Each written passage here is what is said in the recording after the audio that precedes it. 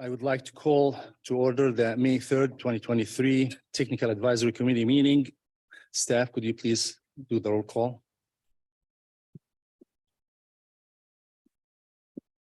Jim Bell. He is virtual. Bill Guard.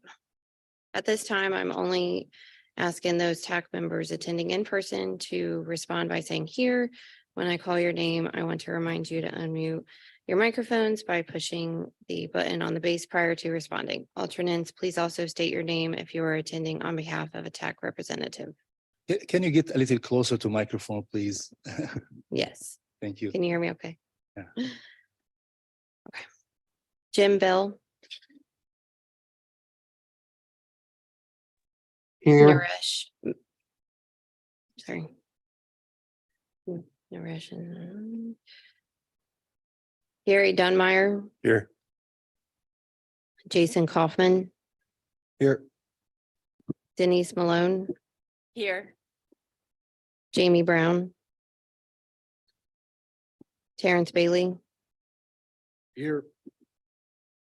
John Paul O'Connor, Alex Hansen,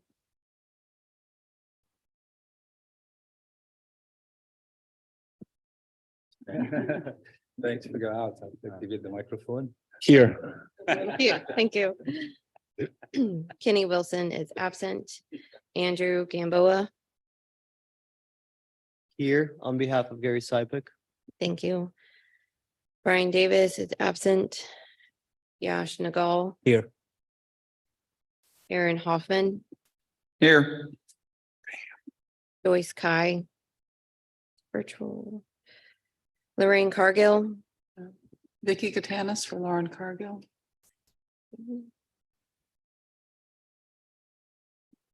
Thomas Hernandez, Here. Anders Vine, Here. Kim Delaney,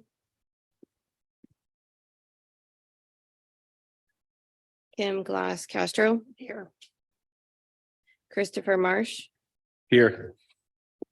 Jonathan Reinsvold, Present. John Crane, Here. Natalie Crowley. Here. Mo Alturk, Here. Thank you. thank you. Are there any other modifications to the agenda? Yes, Mr. Chair, the following members are requesting TAC permission to participate remotely. Jim Bell due to ongoing medical issues that prevent in-person attendance, and Joyce Kai due to ongoing staffing shortages at the school district. Thank you.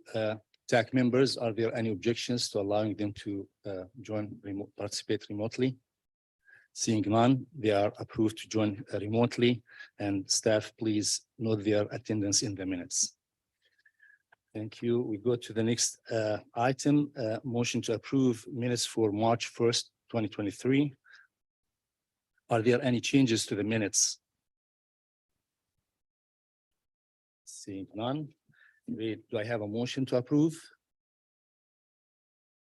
So moved. I have a motion by Natalie, second. Second. Second by Alex. No, please. Sorry, I was Chris. trying to, but you didn't need to. You both sound alike. Thank you. All right, all in favor, say aye. Aye. Any objection, say nay. Motion carries unanimously. Thank you. Next item is general public comments and public comments on agenda items. Instructions on how to provide public comments are included in the agenda. Staff, have any general comments been received? None at this time. Thank you. I personally don't have any additional comments.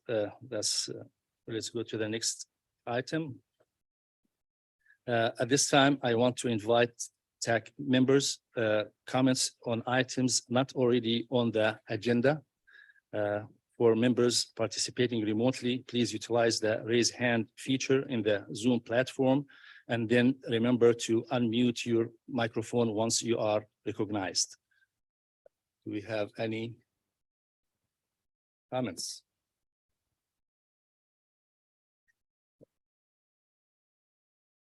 All right. Okay, all right, we move on. Nathan is not here. I don't see him. Okay, we're going now to that TAC liaison report. So Andrew will be doing it. Yes, good morning, everyone. I just want to let the record reflect that Ken Blaine has joined the meeting. So Nathan's out sick today, so I'm stepping in for him. Andrew Euler. We're going to go through the liaison report. She's going to share it here soon. And I also want to take this time to formally introduce to Rachel. Her introduction music. She's new to our staff. She's our recording secretary, so you'll be seeing her every month now. Until we fill that full role. Okay. So the first one is National Bike Month. So May is National Bike Month. This is put on by bikely.org, and so you can find out more information on their website. Some of the things going on upcoming is the National Bike Enroll to School Day. That's actually today. You can learn more at walkbiketoschool.org. There's National Bike to Ride Day on May 7th. And then Bike to Work Week is going to be May 15th through 21st. So we encourage you to get out and ride. We are hosting a Transportation and Land Use Connection speaker panel. You can learn more at palmbeachcpa.org/TOD panel. It's going to be this coming Friday, May 5th at 10 a.m. And please pre-register for that, so you can register at the website. Next slide. Yep. Is the TPA safety pledge. So we're encouraging drivers to commit to safety by completing a pledge card. That's available at the palmbeachcpa.org/vision0 website and the front desk. So do you have there's a small card that you can fill out and sign and take the pledge for safety. Next is Port St. Lucie Express Bus Survey. So Palm Tran has had this open for a little bit, but they're conducting a survey to determine interest in express bus service to Port St. Lucie in downtown West Palm Beach. You can learn more at their website. It's still ongoing. Our next governing board meeting is going to be May 18th at 9 a.m. in this room. And then you can also listen in online and you can go to our website for that.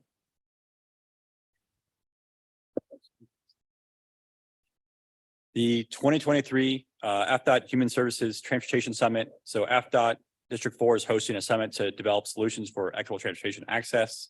It's going to be on May 31st at the Palm Beach County South County Civic Center. And you can find out more information by contacting Ms. Dorsman at their email address there. Bicycle friendly business designations. Those are open right now. Applications are due June 15th. And then also for communities, August 30th. And that's also through the Bike League at bikeleague.org/BFA.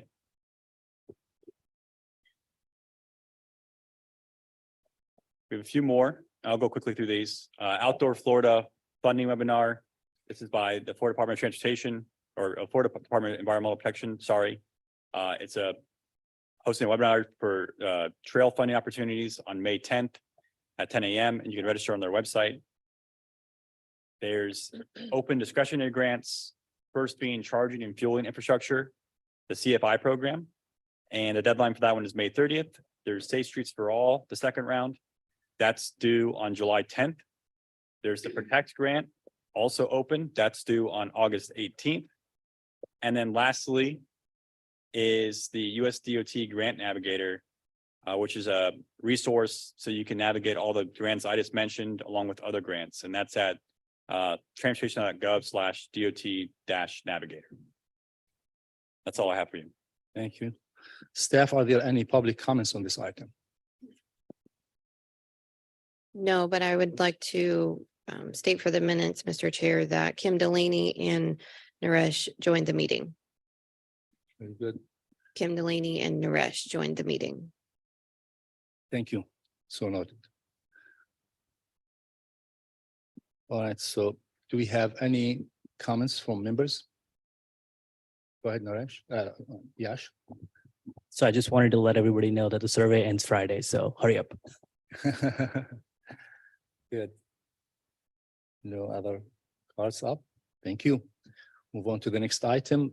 We don't have any action items today. We have only one item on the informational section, which means we should be out from here by before 10, hopefully. For this item, I'm inviting Andrew to present. That's the draft fiscal year 2024 to 2028 Transportation Improvement Program, TIP. Andrew?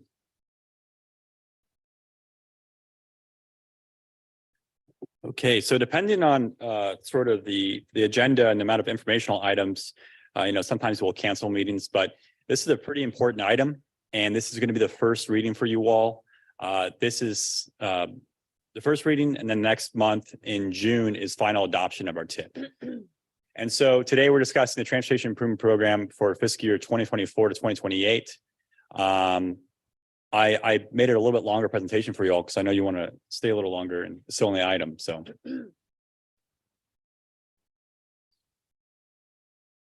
Our mission to collaboratively plan, prioritize, and fund the transportation system. So here we are today again in that funding mechanism with our TIP.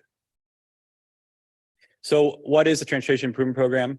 This lists out the projects, their phases, and then the funding for federal and state funds over the next 5 years. So this one's going to cover 24 all the way to 2028.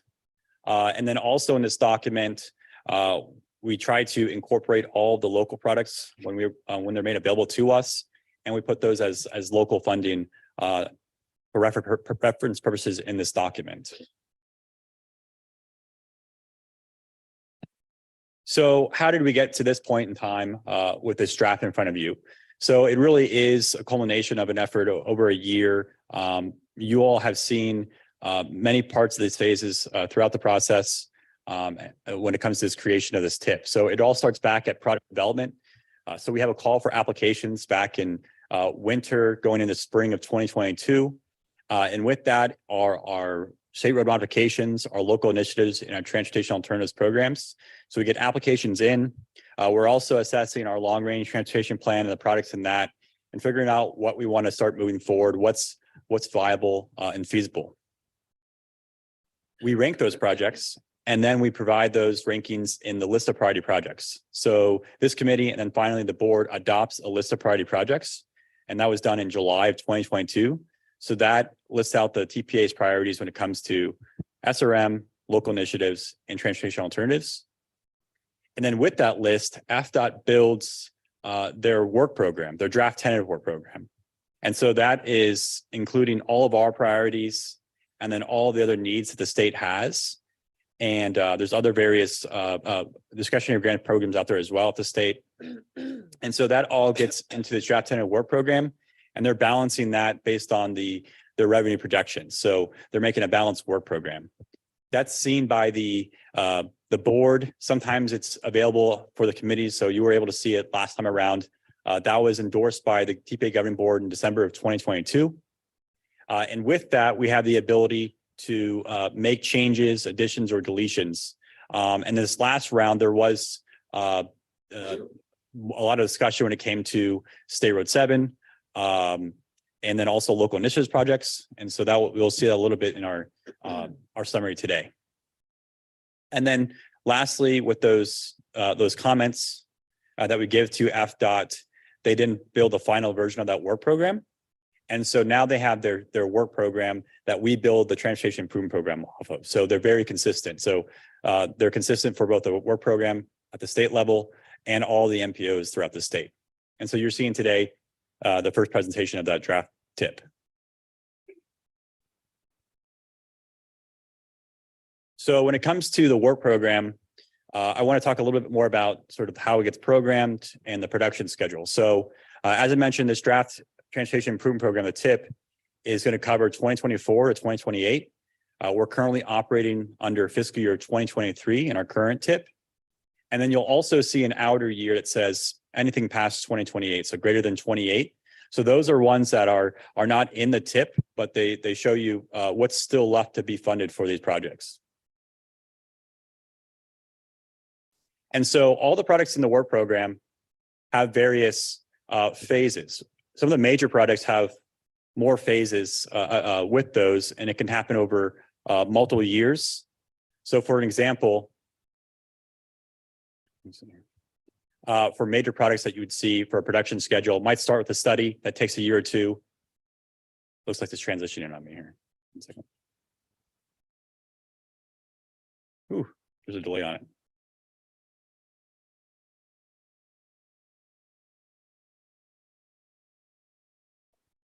There we go.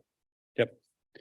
So an example of that is major products. So these are some of those strategic intermodal system projects, major interchange projects. So they might have a design or a study, then go into design. It might require right-of-way utilities and environmental, and then it can go into construction. So this time frame happens over multiple years, and you'll see different phases of that in the tip.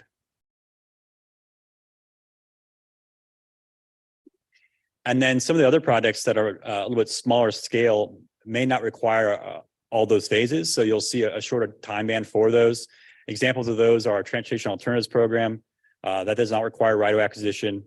A lot of the resurfacing, restoration, and rehab products that the state does not require right-of-way acquisition. So those might have design in year 24, and then 2 years later have construction 26 as an example.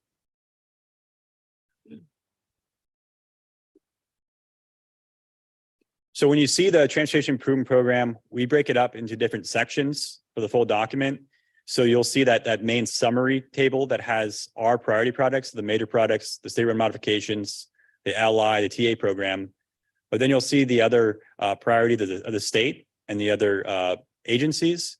And so we have FDOT priorities, that strategic intermodal system capacity projects. Those are your big ones on Beeline Highway, I-95, Turnpike.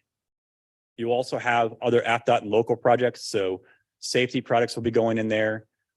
There's a lot of the ones that are submitted to us from the locals for reference purposes. So all the county's road program products are listed in there. And there's also airports, railroads, and seaports. And then lastly, we have operations and maintenance. So it's the ongoing O&M roadway projects, our transit projects. And then we also note out ones called major maintenance. And really what we mean by that is where there's other opportunities for us to collaborate with locals and FDOT to put additional treatments out there when they're going out for a maintenance job. So a resurfacing job, what other needs do the locals have for that roadway? If it's a bridge replacement, what other kind of treatments can we put out there as well while they're going out and doing that maintenance job?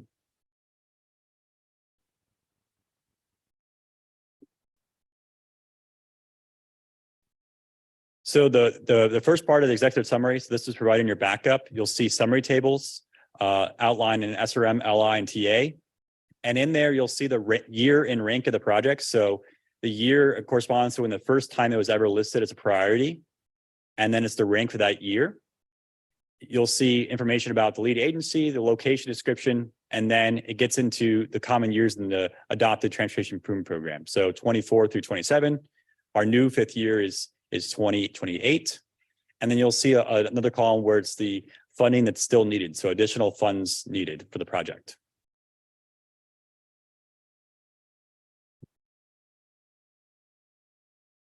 A summary for this draft tip for you. For the next 5 years, it's about $3.1 billion in investments in Palm Beach County for federal, state, turnpike, and local.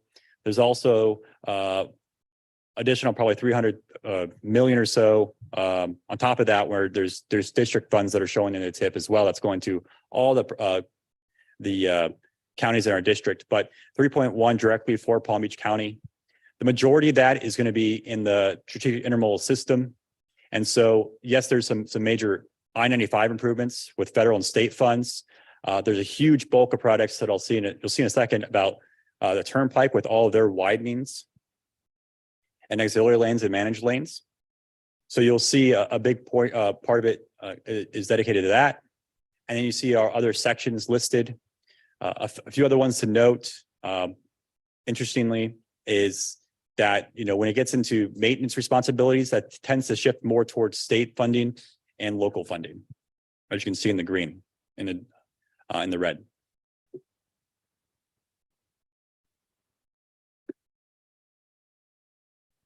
So I'll go through these programs pretty high level as a summary.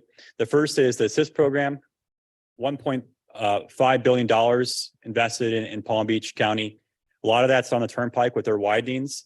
And then we have various interchanges. There are having different levels of investments throughout the county. A lot of divergent diamond interchanges. Some are just ramps, some are auxiliary lanes, but 15 newer modified interchanges.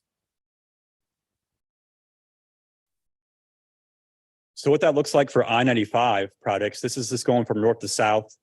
I'm just showing you on this, the location of that interchange, the fiscal years of what's happening upcoming for those phases.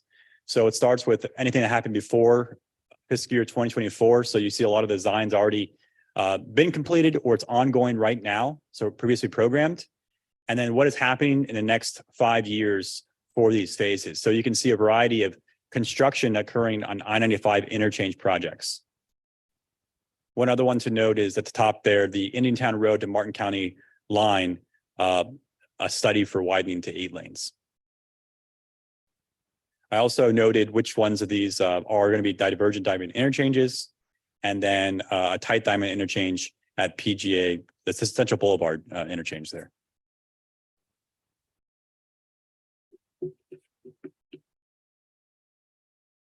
And here's the same setup for the turnpike. So the top ones there are all the widenings that you'll be seeing over the next few years. So same setup as the last graph. A lot of that is getting more into the design. There's a few construction. So construction in 2028 for Beeline Highway to PGA, and then Okeechobee Boulevard to Beeline in 26, Southern to Okeechobee in 25, and Service Plaza Southern in 26. And they also include additional interchange products as well listed below, a little more to the south part of the county.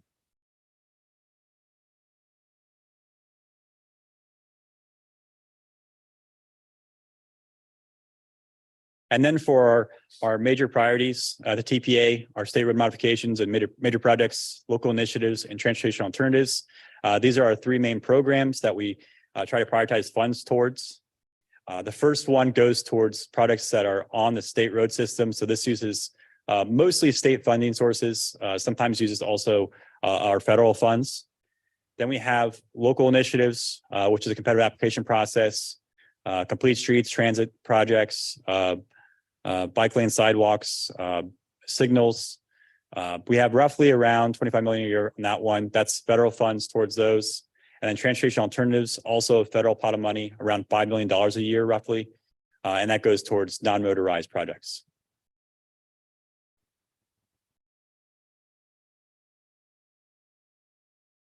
Summary of what those look like in the tip is upcoming. About $235 million programmed in the tip for these. $103 million on capacity projects. So that includes the major improvements on Atlantic Avenue. That goes from State Road 7 all the way to Jog. That includes part of the portion of State Road 7. Those products do include pedestrian bicycle facilities.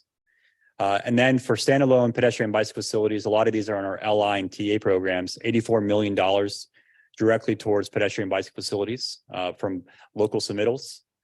There's Tri-Rail rolling stock, $13 million towards Tri-Rail rolling stock. That's an effort not only from the TPA, but also Broward County and Miami-Dade towards putting money towards Tri-Rail rolling stock. Lighting improvements, $10 million. $9 million for electric buses and charging stations for Palm Tran. $7 million for shelters for them. And then you'll see traffic signals as well, $5 million. A lot of that traffic signal work is still looking to get later on in the construction. So you're really only seeing a lot of the design costs on those.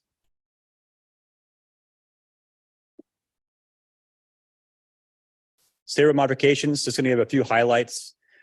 This was mentioned at the draft 10 of work program before back in December, but the first ones, it's aligned with what we saw then.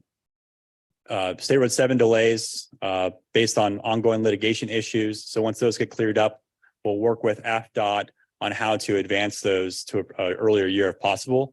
But delay to outside the tip for the 60th is North Lake, and then the 28 year for Okeechobee to 60th. We have the Atlantic Avenue widenings, so on schedule for the western portion, and then the other ones, we have one of those funded fully already, and another portion that's coming in relatively soon, not in the tip yet, but looking to have that fully funded pretty soon in the next few years here. Next is our Okeechobee Boulevard feasibility study for the transit corridor analysis. So the TPA recently completed that transit coordinated that transit analysis for the Wellington Mall all the way to downtown West Palm Beach. So State Road 7, Okeechobee Boulevard. The next phase of that is AFDOT to assess feasibility on that. That's scheduled to occur in fiscal year 2025. And then lastly, another update.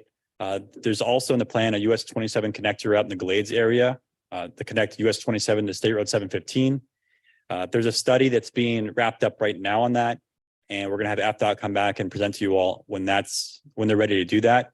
But they also scheduled some work out for preliminary product development in fiscal year 27.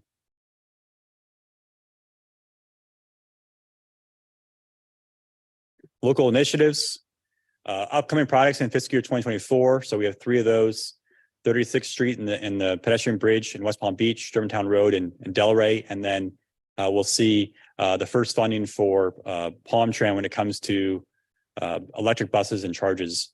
And the charging stations are out there. There's South County maintenance facility there. So that's exciting to see. Other updates for you. So these are ones that were prioritized in our list of priority projects. And then when we saw the draft 10 of work program, they were not fully programmed yet. They're still not fully programmed. We're working with with AFDOT on a lot of these and the locals when we can to get these programmed. So we're finding another way forward for Southwest 18th Street. So we're going to split that project up and try to get that done by SFRTA and then BOCA using TA funds. And then the other ones we're still working through as well to try to get those funded. And as a reminder, these are ones that you'll see a list of priority products in the upcoming few months, and these will be at the top of that list still for the ones that are unfunded, and then the new applications will be coming in behind them.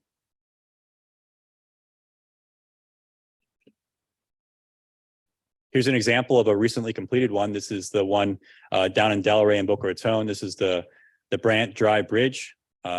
Just completed. It had wider pathways across the bridge. Pretty great facility. It's open to traffic now.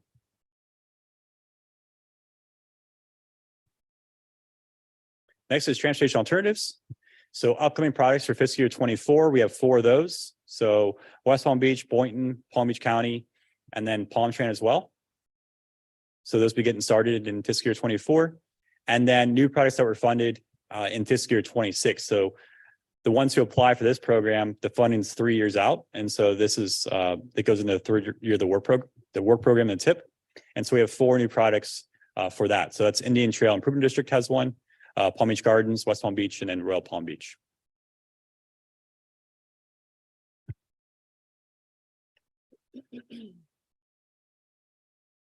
And lastly for you all, just other products we wanted to mention that I haven't mentioned in other significant sections of the TIP. Upcoming resurfacing jobs. So these are just ones that you'd see in major maintenance. These are ones we want to try to get out in front of and make sure that we're working with AFDOT to coordinate any other type of treatments we want to have out there at the same time. Those typically occur not all the way in the back of the work program. So when we learn about them, these are coming up in fiscal year 27. There's one in fiscal year 28. So that's the new 5th year.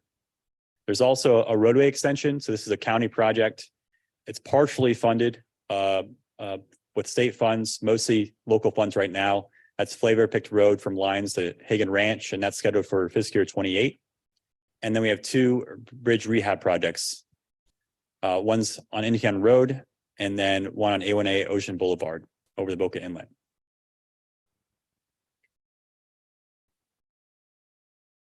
Here's an example. I guess I was one slide off here, but here's an example of another product that we have recently done. FPL lighting, Royal Palm Beach. This is a transportation alternatives project. So one that installed lighting on this pathway.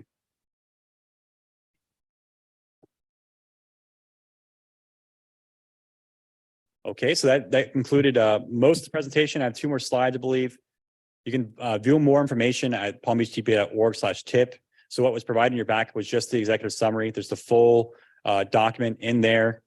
Also on the website is a link to the map. So we're updating our map and you can see all the products on there. And if you click on them, you'll find out more information that you can get from the tip document.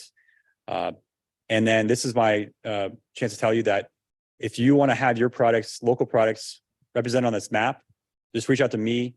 With that, I need to know the location description, all the phases and the costs and where it's coming from. So just like we show in the tip, but we'd love to make this a comprehensive document, a comprehensive map. So please submit those to us and I'll try to get them incorporated before we present it to you by next month. And then on the website, you'll also see the appendices, which includes a glossary, a few other documents, what we're doing for public participation for this document, how we're achieving our performance measures. And there's also a fiscal analysis on there.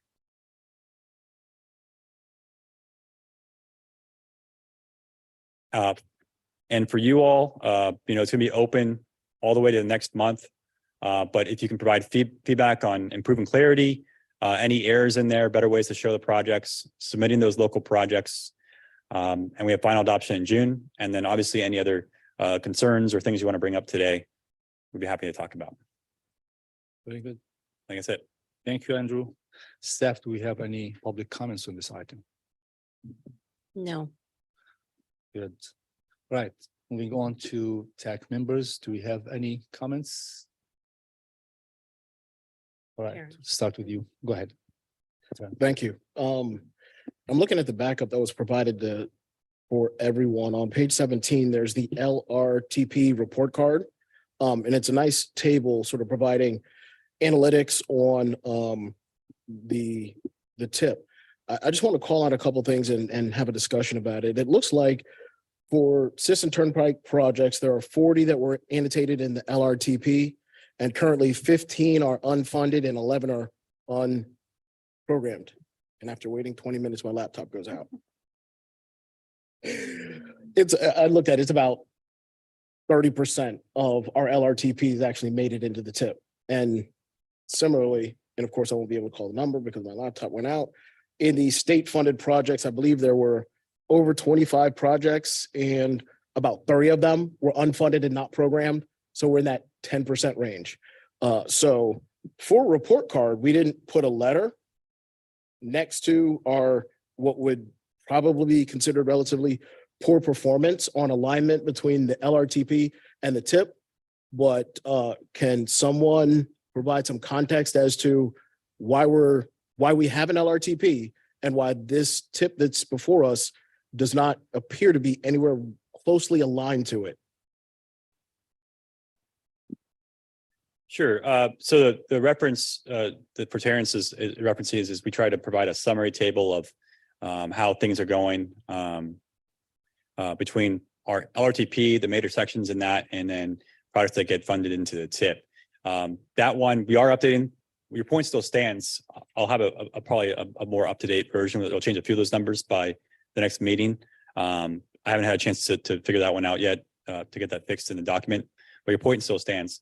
So we're going to go from 27% to 95% in this revision No, in the next we're 2 not. months? We're not. No. No, we might see more. You're going to see more. You'll see more sys capacity probably. You'll see more. I think another one just jumped in. That's on the state's list. I would say, for the products that we have in the cost feasible plan, some of the major line items from the TPA priority perspective includes Atlantic Avenue and State Road 7 when it comes to some of those roadway projects. Obviously, the State Road 7 one's been delayed. That's still been a big chunk that's sort of lingering there. And then our other ones as line items in the LRTP are pretty tough to get moving forward quickly. All of them are not all, I would say, cost feasible from a implementation perspective and construction perspective. So we have a lot of line items in there when it comes to all the 561 corridors. So what you'll see in the plan for that is mostly studies and some preliminary work, but nothing of that is cost feasible. So you're not going to see any of those sort of products move quickly through And then when it comes to a lot of those SIS capacity projects, yes, they keep moving forward and full steam ahead on those, it seems like, when it comes to the ability to get funding secured and moving forward. I don't know if that answers your. Nope, it was a bunch of words, but it was, nicely put together. So I guess, and this is not aimed at you as a staff. This is generally all of us, and certainly not at the DOT. I ask this because we are in the LRTP process now, and there's no point of having a brand new 2050 LRTP that we put on shelf and don't follow. So is there a misalignment in our LRTP process that produces prioritized projects that, and you unfortunately use the word not cost feasible about 3 times, when the LRTP is defined to be cost feasible? So did they become non-cost feasible somewhere after the LRTP was done when they went into implementation?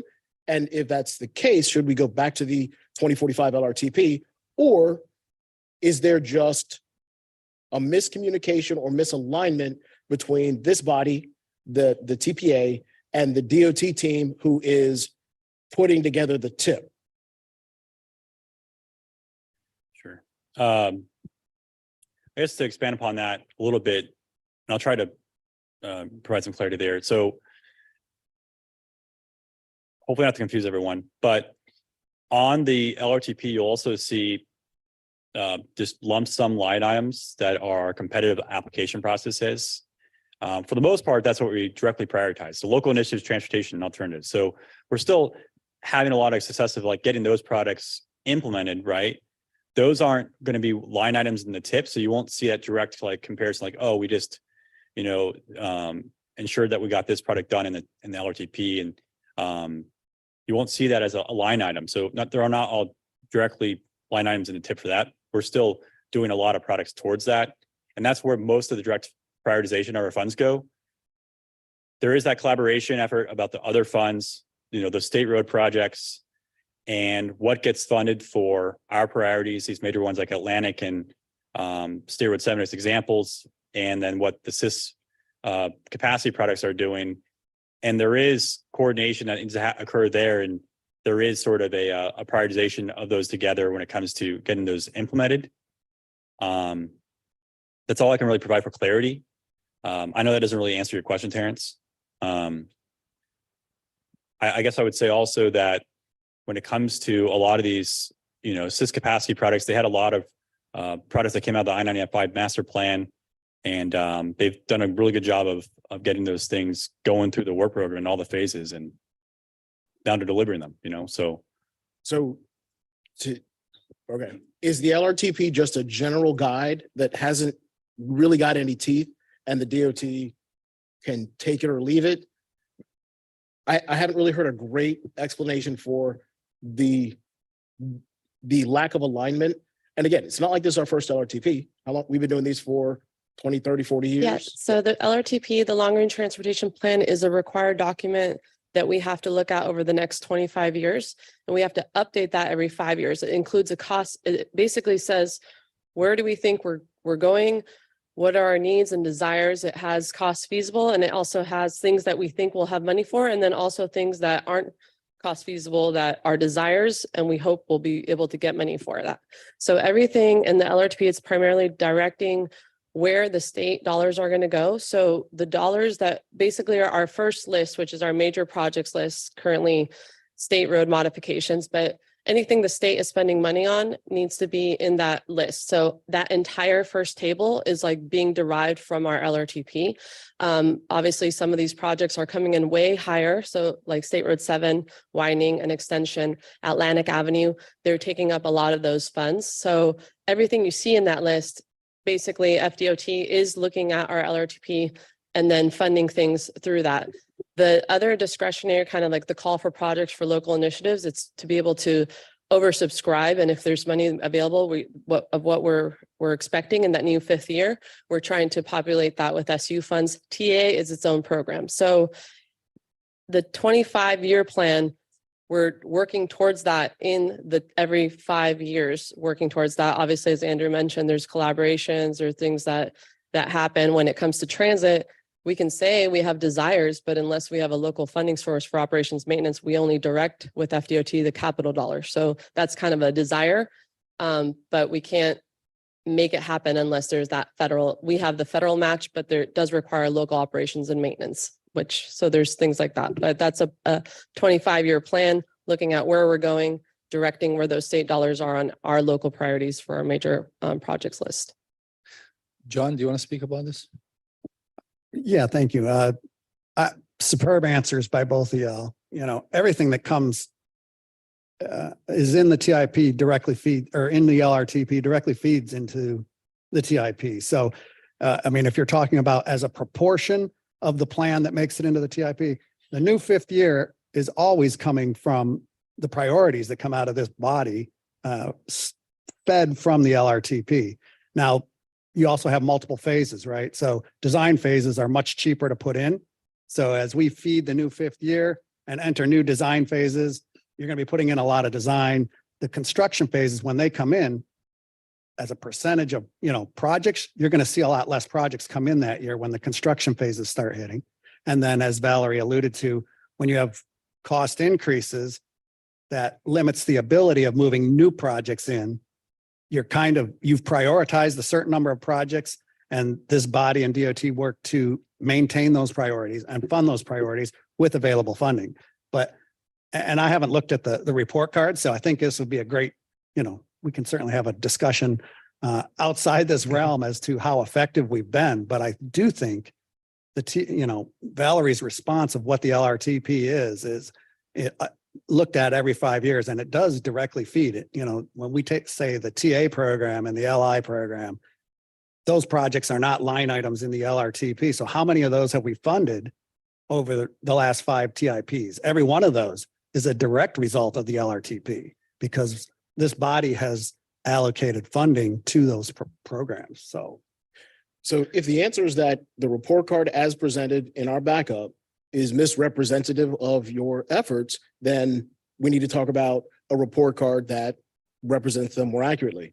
Because if you're saying that the LRTP is a 25-year document and the TIP is a 5-year document, then yes, you should only expect 20% in that 5 years to be represented. So anything above 20% in these statistics would be good. But that doesn't give you that indication when you look at the report card on its face. Thank you. We move on. Alex, go ahead. Yeah, one general comment, which I think will add some clarity to the table. It is very difficult to tell just from looking at the table, which are new projects, which are projects that were rescheduled within the table compared to the one that is currently adopted. This is the new table. So my suggestion would be in the table to include some strikeout or underline for those items that again are either new or are being moved from 1 year to another. Again, you did some explanation on some of those, but just from looking at the table, that's not possible. Again, that would allow also the public to understand what is different in this table versus the one that is currently adopted. Also, every 6 months, I guess many of us ask on the status of what is one of the top ranked projects here on this list, which is the Tri-Rail extension to Northern Palm Beach County. And we complain about the lack of activity of that project, which has been in this table for almost a decade. I do not know if there's any information, any progress, any activity, because again, we keep indicating our frustration that either there's no activity or things are just being moved back, even though it's one of the top priorities of the TPA, according to this table. Finally, I see under the new FDOT projects, there's at least a couple of projects that are located within the limits of the city of West Palm Beach. This is I-95 Okeechobee landscaping and resurfacing of Forest Hill. And I don't expect people here to have all the details, but if I could get some info as to who we need to contact in FDOT to get more information on those projects. I appreciate it. The second part, probably John can answer to that, but And I'll expect John to know the info, but if we, at least if you could let me know who I need to contact. Sure. After the meeting, I'll put a chat in there. Okay. Get your contact. But again, I do not know if you have any information on this tri-rail extension or the Yes. commuter rail extension to Northern Palm Beach County. Valerie or Andrew?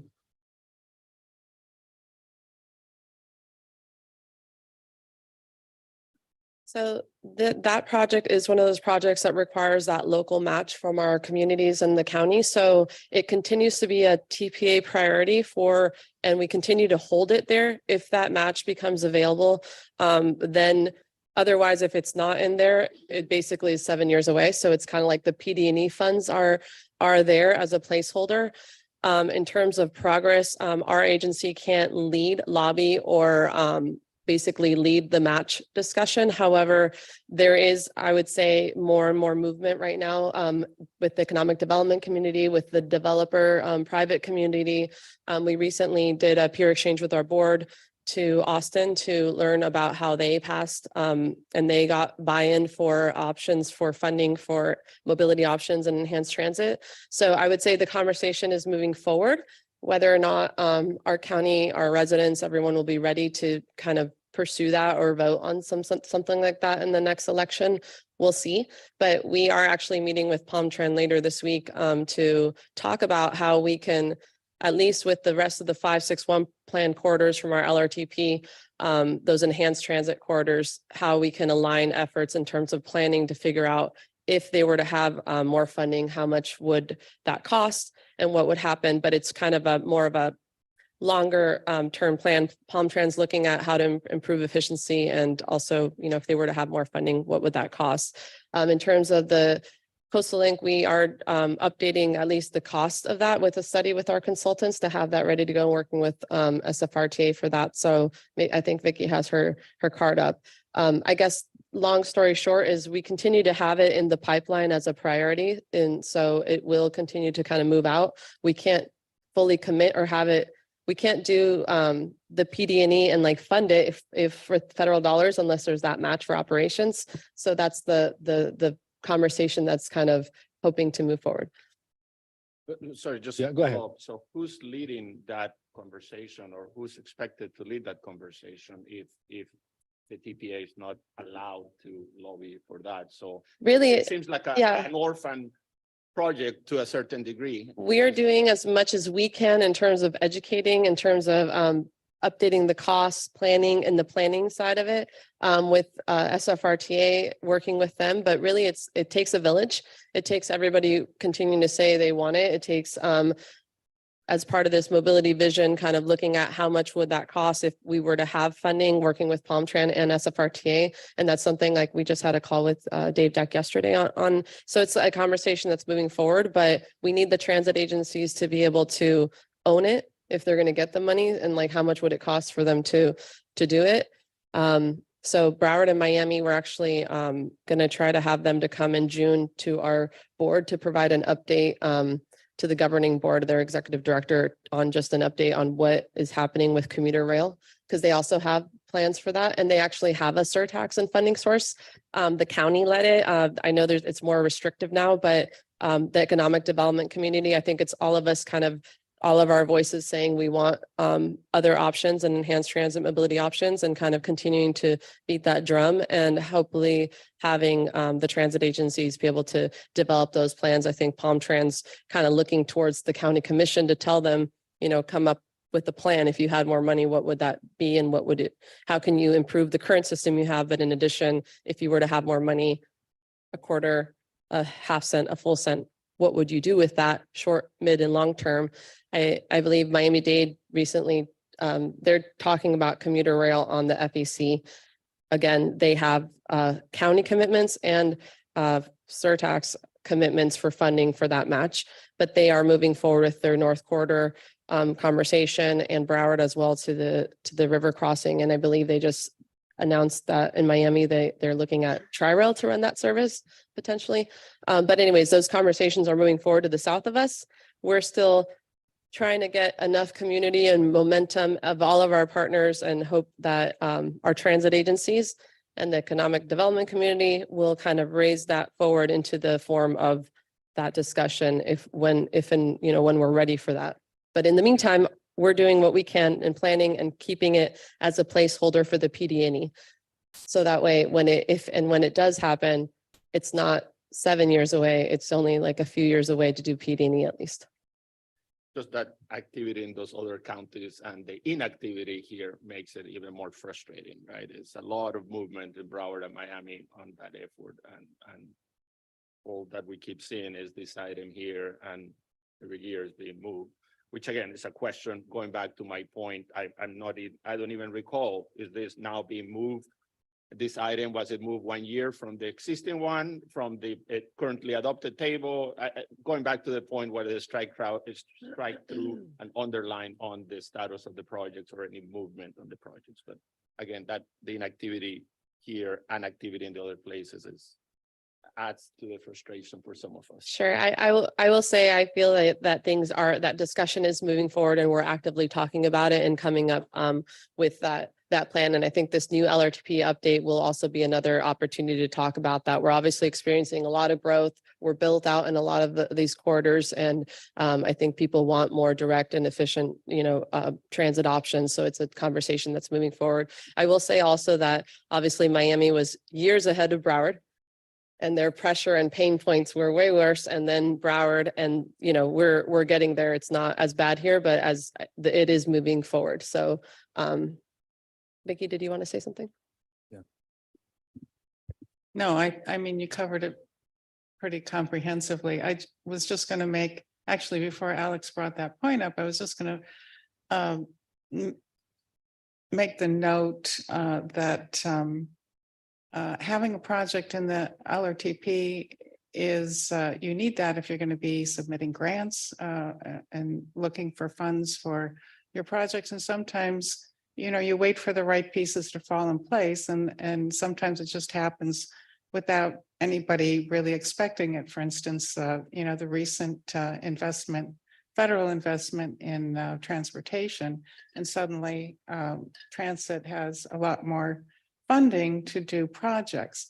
And so you have that piece, and you can start moving forward and on certain aspects of a project, and then submit a grant proposal to fill in some of the others. And you have to have your project in that, even if it's not cost feasible, and these aren't, it makes you eligible for those funding opportunities. So I support the the not cost feasible desires sections of the LRTP. Thank you, Valerie. So Vicky, is that what you want to talk about? So okay. All right, very good. Kim?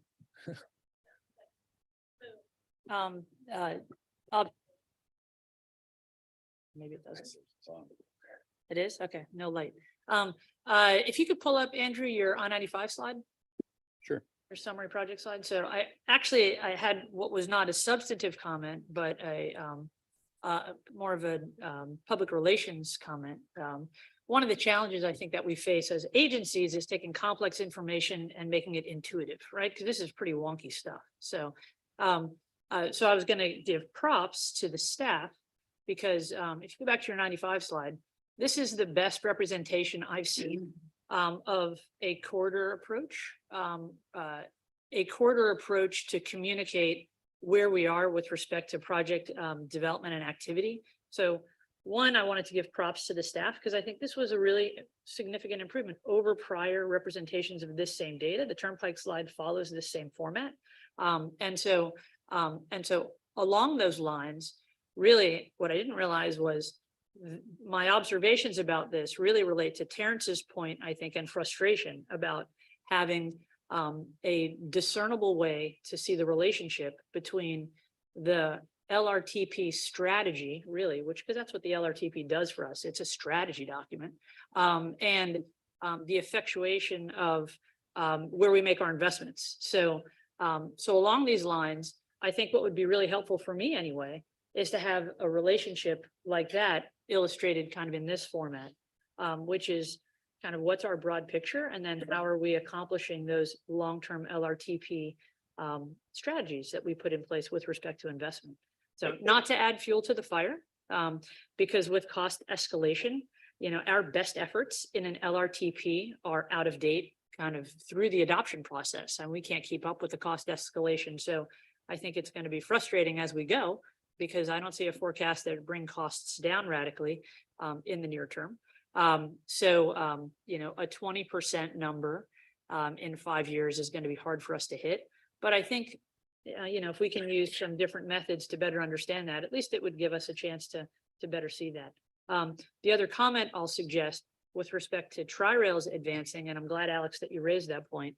One of the things that we've seen to the south is that the introduction of Brightline on the FEC corridor has really raised the expectations of the public about using the FEC corridor for something other than freight. Freight's like kind of a pesky annoyance in the transportation network. And with the introduction of Brightline, I think there was a significantly accelerated expectation amongst the public that we be able to use that corridor, which we don't control, which is frustrating, but nonetheless, use that corridor for other purposes, moving people. And so I think what we've seen regionally is that those expectations were accelerated in Miami-Dade and Broward, and the public has responded in those communities with the adoption of local funding sources to augment transit service and pick up the local share.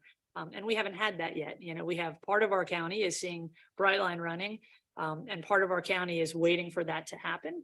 And I think that's a bit of a tipping point for us as a county. That's just my guess. So it doesn't make it easier that I started with the Regional Planning Council kind of a longer time ago than I like to admit, and Tri-Rail getting to Jupiter was 7 years away.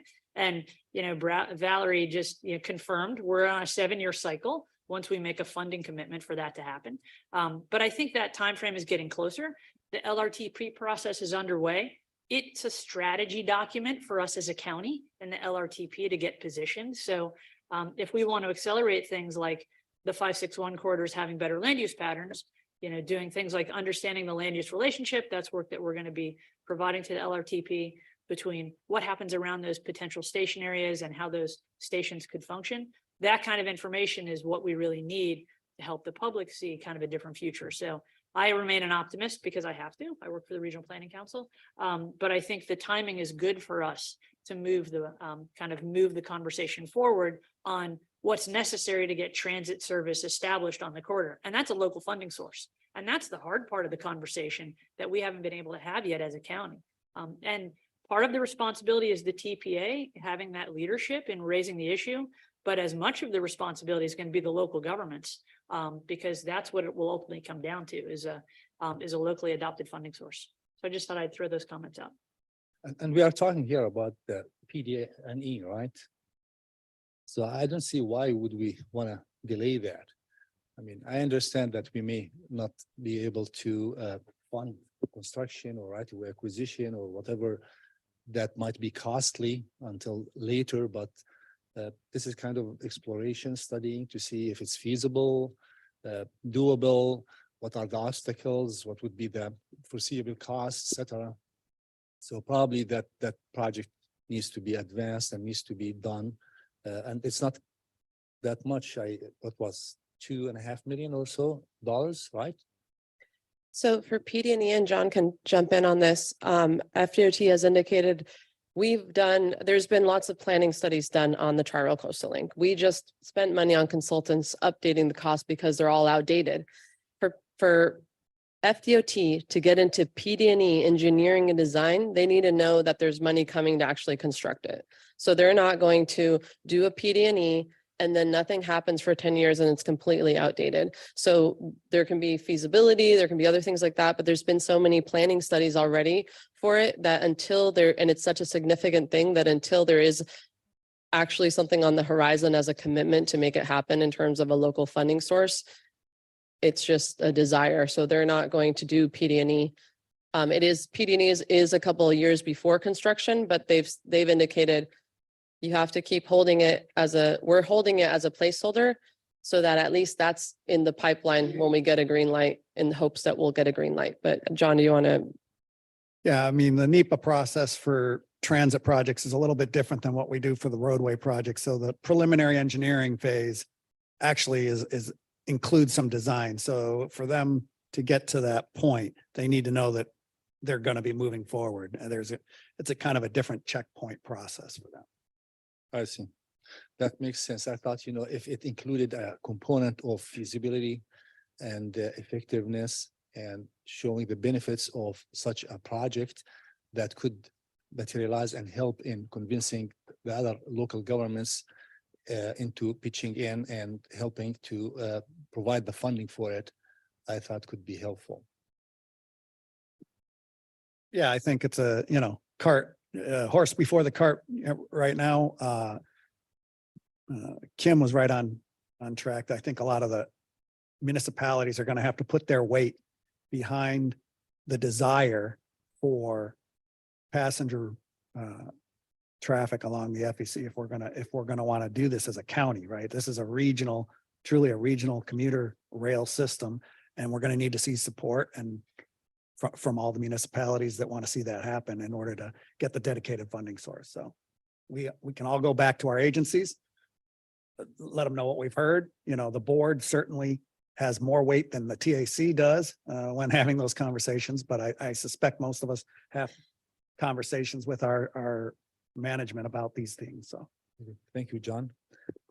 Natalie, I think you have your card up. And just while we're talking about Tri-Rail too, I don't want to paraphrase, but I think Alex's comments was more, we keep pushing out these projects and, is there a purpose for pushing them out? And I think that Vicky's comments and Kim's comments and John's comments are all relevant as it specifically relates to the Tri-Rail Coastal Link. This is an important priority project that a lot of things have to happen. The funding has to be discussed. The access easement has to be garnered. But the fact that it remains a priority project is an important planning tool. This is a planning body. This planning body has designated this as a priority. And whether it be funding or future planning that's necessary, this body and the governing body has continued to identify the Tri-Rail Coastal Link. And I do agree there has to be a lot of coordination and participation in order for the project to ultimately happen. But, the city continues to be incredibly supportive toward the Tri-Rail Coastal Link project. So for whatever it's worth, I did want to make some comments on Tri-Rail. I did want to touch on the LI because there was a lot of discussion last year on the adoption. I think several of us sitting on the board were frustrated at seeing some of the projects that were scheduled in those outer years, fall off the schedule, even though they weren't fully funded. The schedule nevertheless was punted, and it sounds like there's some strategies that have been put in place by your staff on the Boca project, but there was other projects that were on that list, and it does sound like, according to you, Andrew, that you're working through alternate fundings in the next few months. So it does look on this, like on the draft schedule, that that right now there's just PE funding for fiscal year 27. So this draft TIP continues to reflect the absence of those LI projects that were previously allocated on the table, which is disappointing. So I understand that this has happened based on the surge of pricing that has caused an impact on other projects and the scope overall on the TIP. But these LI projects are important. I think that this body has identified mobility projects as a very important aspect of improving our county's transportation system. And I encourage the TPA staff to continue to aggressively pursue alternate funding on these LI. And it would be great to get an update before the adoption of this to see where we are. It sounds like you've got some things in motion. So, I'm not sure what those are, but for whatever it's worth, our Gardens Parkway, for example, was funded for construction in 27. And so if the stars would have aligned and the project flow would have happened, that's where we would be seeing PE in the prior year, and we'd be seeing funding in 27. And that has just fallen off the map. And I'm sure there's other jurisdictions that are affected the same. So I just wanted to get that point on. And then I do have some numbers that I see on the TA that seem to be a little outdated. We have a construction schedule actually going to our council on the pedestrian flashers all around our school, and I'm happy to send those to you, Andrew, but I'm not sure if, you know, some of the costs have increased, and so Okay. some of these numbers look a little bit low from what our actual costs are that we've been coordinating with you all on. So I can send those offline, so we don't have to take everybody's time, but I'll do that in a separate email. Thanks. You want to Thank you. quick Anthony. response on that? Sure, I can. Do you have any Um, comments on this? Yep, yep. Yeah, we are working with that thought on those LI projects, you know, the discussion that you all had, and then also what our board had for that resolution about a few actions to take towards getting those things funded. So, you know, first, SU funds, trying our best to work with FDOT and getting those off of State Road 7, which took a lot of funds there. And then working through different ways to implement these other LI projects. I would say we can get you an update by next month. And this is one of those periods too, where you're seeing this work program or this tip for adoption. And at the exact same time, you're going to see the list of priority projects. It's being developed right now. And so in July, like, you're going to see the next priority list already. So we can probably get you a good update by next month. And we'll work with FDOT on that and see how, I'm not sure if they'll have their funding allocations and sort of know everything going in the future, but maybe we'll have a good sense about how that's playing out. Thank you, Andrew. I have a few comments. I don't see any more cards up, so it's my turn. So first question is about the bus shelters. There are quite few of them, and that's great that are being funded. But I could not help it but to notice some of them are, you know, estimated to cost us almost $500,000 a piece. Can you please? I'm sorry, explain did you say this? bus shelters were 500,000? Sorry, what's that? Can you repeat your question again one more time? There are several bus shelters funded in the program at different stages and different years. But some of them, they're when you look at the number of bus shelters and the amount of money allocated, seems like each bus shelter is going to cost us $500,000, which seems kind of That is very high. outrageous. Could you explain? Let me ask if you want some clarity before you answer that one. So in the program, there's the shelters that Palm Tran has applied for, you know, just upgrades through the whole system through LINTA. But then there's also the specific enhanced transit corridors that would require premium transit shelters. And so that's where that figure is coming from, is those enhanced transit corridors. And it's showing that you say it's about probably $500,000 per station. I don't know if we have to. Is that what we estimated was $500,000 per station? Or sorry, At least one of them, one of the allocations. We would have to look at the specific stations. We can follow up with you after this meeting, if that's okay. Yeah. Because I would.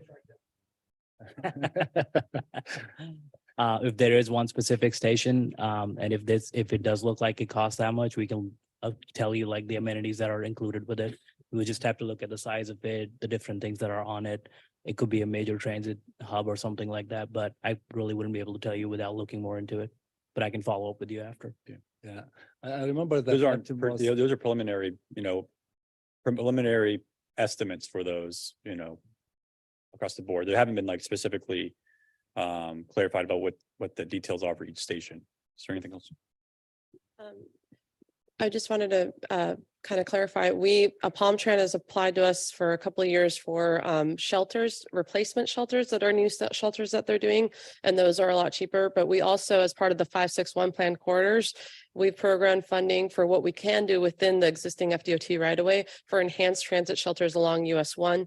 Those are more expensive. I think than their original study, they were estimated at 200,000. Maybe those costs have come up, but that means level boarding, which saves time when you're getting on off the bus.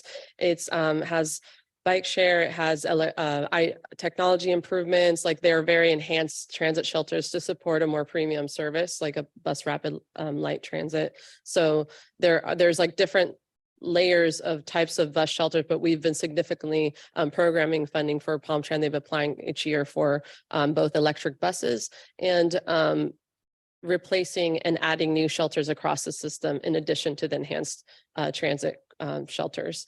I wanted to point out to Natalie's comment in terms of working on those LI projects that we did a call for projects, and then we found out that in that new outer year, State Road 7, which was supposed to happen start this year, got moved out because it's still in litigation. Without avalanching the whole program, it had to go out into the new outer year as being number one on the list. So the good news is that per our board and the direction we received, these projects are still next on the list in case anything falls through or next in line to be funded. But in addition to that, we have been working on finding other funding sources. And with FDOT, we're working on, it's not reflected yet because it's not officially signed, but with, for example, BOCA and SFRTA, FDOT was able to find some funds actually sooner through TA that became available. And so we're going to work with them to make that project happen sooner. FDOT is just looking for a commitment from a MOU from both parties because it'll be kind of like two projects connecting since they don't want to do a shared use path that crosses train tracks and leaves people at the tracks.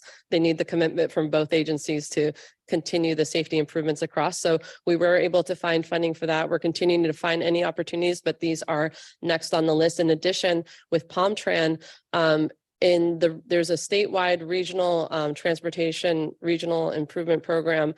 There are other state fundings, but they have to be on the state's regional network.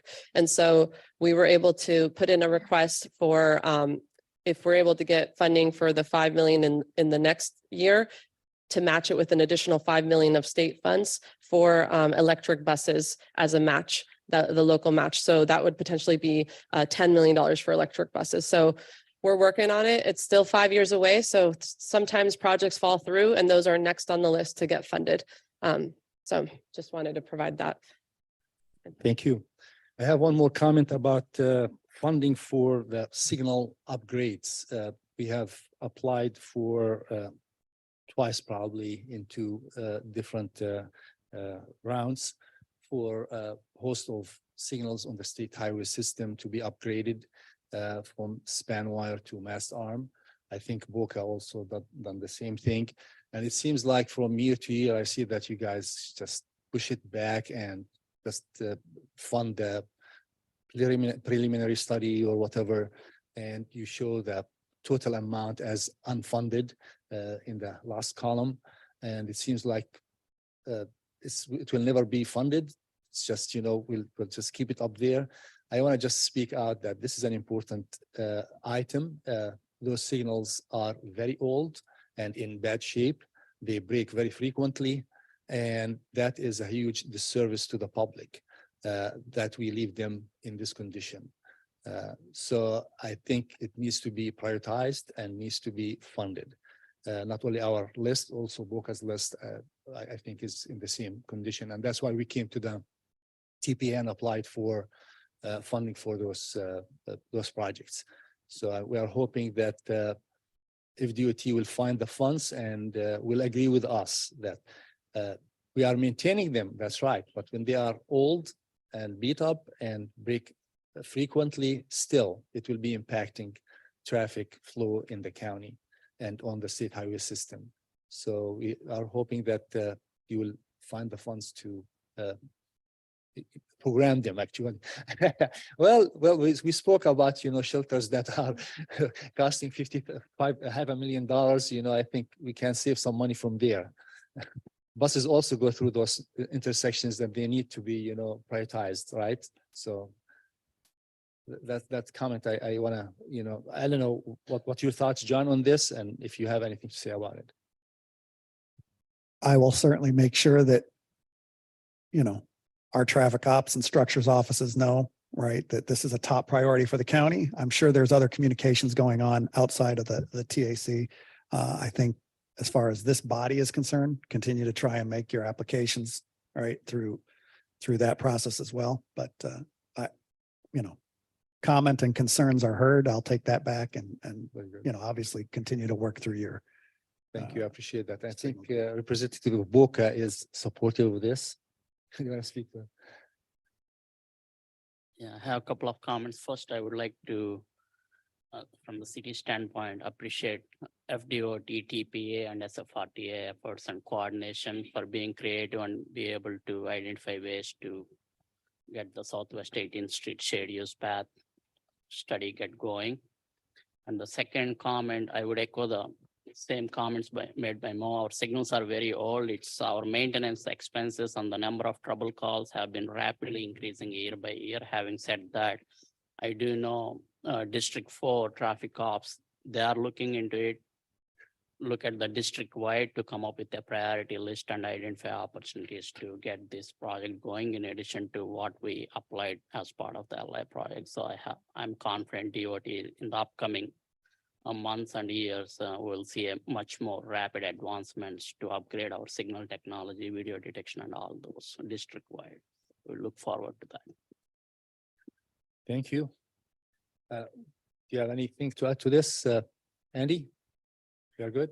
Nope, we're good. I have some good comments here about what we can do for next time around. So, you know, Terrence and Kim also mentioned, you know, trying to get a better scorecard implementation, sort of seeing that LRTP to TIP transition. So we'll try to provide something for you for this next meeting, and then updates on the LI projects. So I have a few comments here that we can bring back for you for next month. Very good. One more general comment on the tip. Seems like you included several projects that were funded in prior years. Some of them have been already constructed. I know some of them are under construction. So that would crowd the table. You know, you are not showing any allocations for these projects, obviously, in the 5-year window that this is intended for. Any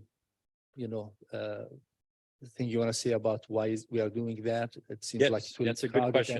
It's a good question. So when you see the documents that we bring forward for you all, you know, it starts with list of priority projects, then you'll see a summary of the work program, and then you'll see the summary in the tip, and all those formats align.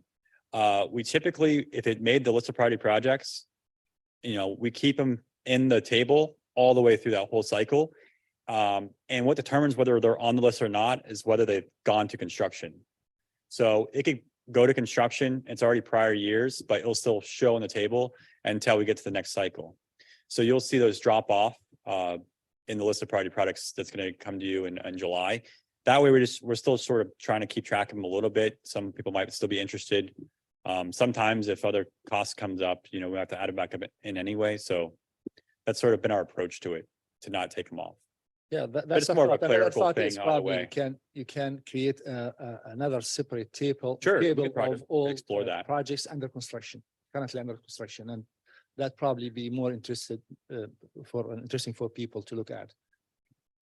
Thank you. All right, with this, we are coming to the last item, the administrative item. Items 4A through 4D are informational only. There will be no staff presentations unless requested by a committee member. Do we have any requests on those? We don't. Staff, are there any public comments on these items? Not at this time. Thank you. I see none. All right, so our next TAC meeting is scheduled for June 7th, 2023. At this time, we adjourn our meeting. Thank you.